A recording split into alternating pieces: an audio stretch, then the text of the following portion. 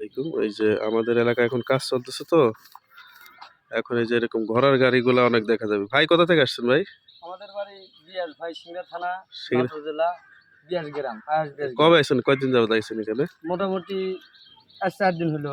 4 দিন হলো। হ্যাঁ। কি খ্যাপটাপ হয়েছে? হ্যাঁ ইনশাল্লাহ অনেক খ্যাপ হবে। আজকে যে আমার গাড়ি নষ্ট হয়ে গেছে তো খ্যাপ দিয়ে। আরো কয়েকদিন আগে আসা লাগতো ভাই, আপনার একটু ভুল করছেন হ্যাঁ আসতে। ভাই আসলে একটু মানে কয়েকটা দিন আগে আসলে। এটা কি ঘোড়া আপনার নিজস্বই? হ্যাঁ নিজস্ব করা ভাই। এই ঘোড়ার দাম কেমন ভাই এগুলা ঘোড়া? এটার দাম হচ্ছিল 60,000। 60,000 টাকা? কম বলবো না বেশি বলবো না, অনেক ঘোড়া নাকি কম দামে পাওয়া যায়। হ্যাঁ অনেক কম দামি আছে ভাইয়া, কিন্তু ঘোড়ার মধ্যে সিস্টেম আছে যে আচ্ছা, মানে ওই যে কম কি বলে বেশি। টাটু ঘোড়া নাকি? হ্যাঁ টাটু ঘোড়া ওটা একটা আছে আমার 80,000 টাকা দাম, ওটা রেড লগো দেখানি আছে। আচ্ছা, আর এই যে গাড়িটা বানাইছিলেন গাড়িটা এই গাড়িটা কেমন খরচ পড়ছে? এই গাড়িটার খরচ পড়ছে 17,000 টাকা। 17,000 টাকা? হ্যাঁ চাকা টাকা রিং মিং দিয়ে সব সম্পূর্ণ দিয়ে 17,000 টাকা খরচ করছে। এখানে লোহার কি কোনো কারকাজ আছে নাকি? সব লোহা কারকাজ? ভাইয়া, হ্যাঁ, নিচে হাত দিয়ে দেখেন লোহা। ও এইগুলো লোহা না? সব লোহা, এই খালি উপরে খালি বাস তাছাড়া সব। আচ্ছা, না ভালো হয়েছে। তাহলে ইনকাম কেমন কি হইলো ভাইয়া? এখনো ইনকাম যাদের যে গৃহস্থর কাজ করছি সেই গৃহস্থ এখনো টাকা দেয় নাই। ও, এখন রাত্রিতে যা টাকা তুলবে। রাত্রিতে এখানে থাকেন না এই যে? হ্যাঁ যেখানে আমরা থাকি আমরা যাক বাঁচছেন তো, বৃষ্টি টিষ্টি হয় না দেখি? না ইনশাআল্লাহ ওইদিকে খুব ভালো আছি ভাই, বৃষ্টি হয় বৃষ্টি না। হলে তো খুব অবস্থা খারাপের মধ্যে বললেন। হ্যাঁ ভাই। এই তো হচ্ছে ঘোড়া দিয়ে আমাদের এইদিকে বেশিরভাগ হচ্ছে এবার আপনার মাথায় করে নিয়ে আসছে রসুন। আবহাওয়া খারাপ ছিল, অনেক আগে ওঠানো হয়েছে, আর হচ্ছে রাস্তাঘাটের ব্যবস্থা ছিল না, যার কারণে সবাই মাথায় করে বেশি নিয়ে আসছে। আর এই যে ঘোড়ার গাড়িগুলা কত করে বিঘা ভাই? ভাইয়া আমরা বোয়াচ্ছি এই 1400, 1500, 1200 টাকা বিঘা। একটু বেশি হলো না রেট নাকি? রেট মানে একটু দূরন্ত হলে পরে একটু রেট বেশি, আর কাছে হলে রেট কম। ঠিক আছে ভাই। এই যে এই ঘরে ভাইয়েরা এখন আপাতত আছে, মানে এটা বিপদে পড়ে থাকা বলতে এলাকায় আসলে মানে এখন কি করার, কিছু করার নাই না ভাই? হ্যাঁ ভাই। আপনি যেখানে যান এভাবে থাকেন না ভাই? এই দেশ দেশ মানে ঘুরেন নাকি এভাবে গাড়ি নিয়ে? হ্যাঁ অনেক দেশে আমরা যাই, যা মনে করেন যে ঘোরালিয়া থাকি মানে ভাই, যেহেতু সংসার আছে বাল বাচ্চা আছে, হ্যাঁ হ্যাঁ চলতে হলে ভাইয়া কর্ম করে খাইতে হবে। অবশ্যই ভাই, কোনো একটা কর্ম করে খাইতে হবে দাদা। এখানে কি এটা হচ্ছে ঘোড়া, এটা ঘোড়াকে এখন খাদ্য দিতে হবে, মানে কাম করে আসলে তো এখন না দিলে পরে তো ক্ষুধার্ত ঘোড়া। এটা রাবিশ কোয়ালিটি বানাইছেন নাকি? হ্যাঁ এটা মিক্সার করা আছে, এটা খের দিয়া, গুঁড়া দিয়া, ছোলা বুট দিয়া, হ্যাঁ ভুসি দিয়া, এটা সব মিক্সার করা। ও আচ্ছা আচ্ছা, না খাইতে তো অবশ্যই দিলে, ওর কামাই খাচ্ছেন আপনারা। হ্যাঁ ভাই ওকে তো খাইতে দিতে হবে, ওইটাই আমার জীবন। এই যে ভাইয়ের এটা হচ্ছে ঘর আপাতত থাকার ঘর, আমরা থাকছি ভাই। এটা হচ্ছে আগে হচ্ছে রসুন পাহারা দিতে হয়েছে বুঝছেন?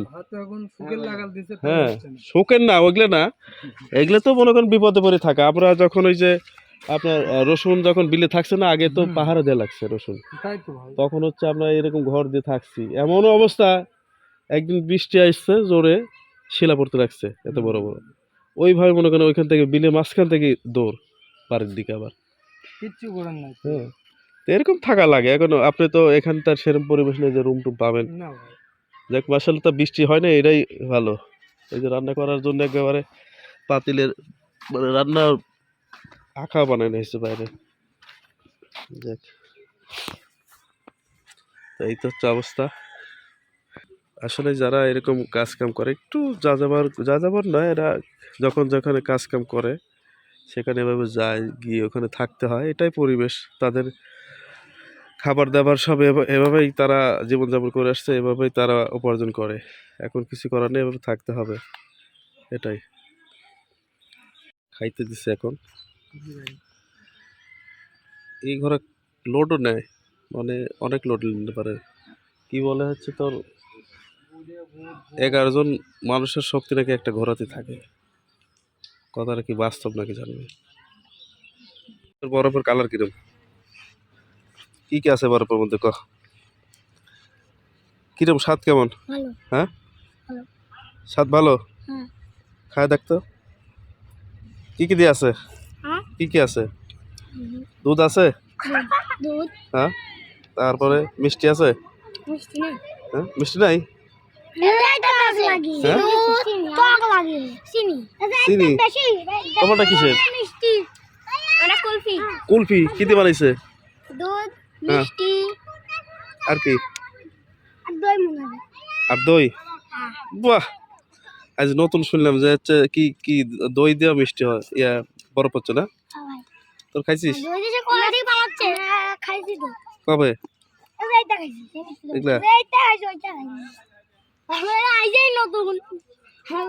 আমার এই জমিতে এত পরিমাণ ঘাস হয়েছিল এই যে এই ঘাসগুলা করোনার সময় কিন্তু এই ঘাসগুলো অনেক দাম ছিল হ্যাঁ এগুলা শুনছি নাকি 8,000 টাকা মন বিক্রি হয়েছে তো এই বছরটা এটা তো কেউ নিল না করোনার সময় এটা খুব কাজে লাগছে দেখেন এটা গাছগুলা পোড়াই দিতেছি আমি এগুলা এই যে পোড়াই দিতেছি এখন কিছু বোঝা যাবে না যখন এই যে রোডটা যাবে এই রোড যাওয়ার পর কালকে আসে আপনি কিংবা 2 ঘন্টা পর এসে দেখবেন যে এগুলো আসলে আস্তে আস্তে পোড়া শুরু হয়ে গেছে আসলে এখন একবারে দুপুর 1টা বাজে তো এই যে আমার রিপন কাজ করতেছে রিপনে দিয়ে দিয়ে দিচ্ছি এটা আর এখন আমরা আবার আরেক ডাম স্প্রে করার পরে এটা আমরা এখন বাসার দিকে যাব যা খাওয়া দাওয়া করার পরে তাকে আবার কাজে লাগাই দেবো হচ্ছে রসুন বাটতে ঠিক আছে আর এই যে আইলের গুলা এটা ইয়ে করে দিলাম এত পরিমাণ ঘাসের মধ্যে আসলে রসুন কেমনে হয় ভাই এটাই এর জন্য আসলে পোড়াই দিচ্ছি যেন সামনে বার একটু কম হয় দেখা যাক কি হয় না হয় হয়েছে হ্যাঁ আমাদের গ্রামও আর গ্রাম নাই এখন হচ্ছে শহরের কাঠামো তৈরি হয়ে গেছে গ্রামের মধ্যেই এখন গ্রামের মানুষ ঘর বাড়ি দিতে লাগলেই এরকম ভাবে তারা বিল্ডিং ঘরগুলো বেশি দিচ্ছে সব জায়গায় খেয়াল করবেন যে যারাই ঘর দিচ্ছে বিল্ডিং ঘর মানে আগের মতো যে টিন শিট ঘরগুলো ছিল ওই যেটা আমার বাড়ি কিন্তু এখনো টিন শিট দেয়াল দেখেন প্লাস্টার করি নেই আর উপরে টিন আর এটা নতুন হচ্ছে এই ঘরটা এটা দেখেন একদম পুরোটাই বিল্ডিং তবে গ্রামের একটা দিক বিবেচনা করে ঘর বাড়ি দিতে হয় সেটা হচ্ছে গ্রামের মানুষ আমরা কৃষি আবাদ কৃষি কাজ করে থাকি যার কারণে টিন শিট ঘরগুলো দিলে একটু উপকার হয় আপনার এই যে যে চাতাল বলেন টিন শিটের যে চাতাল হয় চাতালে আমরা তো বেশিরভাগ রসুনের আবাদ করি পেঁয়াজের আবাদ করি এগুলো রাখা যায় আর এইরকম যদি সাদালা বাড়ি দেয় তাহলে এখানে কিন্তু এগুলা রাখা যায় না এটার জন্য এক্সট্রা রুম দিতে হয় তো এই দিক থেকে আমার টিন শিট রুমই ভালো তারপরে এক একজনের মনে এক একজনের মতো ভাবনা কেউ চায় যে আমরা একটু ভালো কিছু দেখাই যারা চাকরিজীবী আছে তাদের তো বাসা আমাদের মতো থাকলে তো হবে না এর কারণে তারা চেষ্টা করে যে ছাদ পেটায় ঘর দিয়ে আর আমাদের মতো কৃষক যারা তারা মনে করে যে না আমাদের টিন শিট হলেই যথেষ্ট এখানে আমরা ঘর দেব আর এখানে আবাদ ফসল করবো আমরা এটা বিবেচনা করেই আমরা কিন্তু ওই টিন শিট রুমগুলো দিয়ে থাকি তো যাই হোক আজকের ব্লগটি এই পর্যন্তই আর আমাদের ভিডিওগুলো আপনাদের কাছে কেমন লাগে তা অবশ্যই কমেন্ট করে জানাবেন সেই সাথে যারা আমাদের ইউটিউব চ্যানেলটি সাবস্ক্রাইব করেন নাই অবশ্যই সাবস্ক্রাইব করবেন আর একটা ভুল করে ফেললাম সেটা হচ্ছে আমার ঘাড়ে পুরো গেঞ্জি দেখতেই পাচ্ছেন তো সবাই সুন্দর মানে ক্ষমার দৃষ্টিতে দেখবেন আর কি ধন্যবাদ সবাইকে ভালো থাকবেন আল্লাহ হাফেজ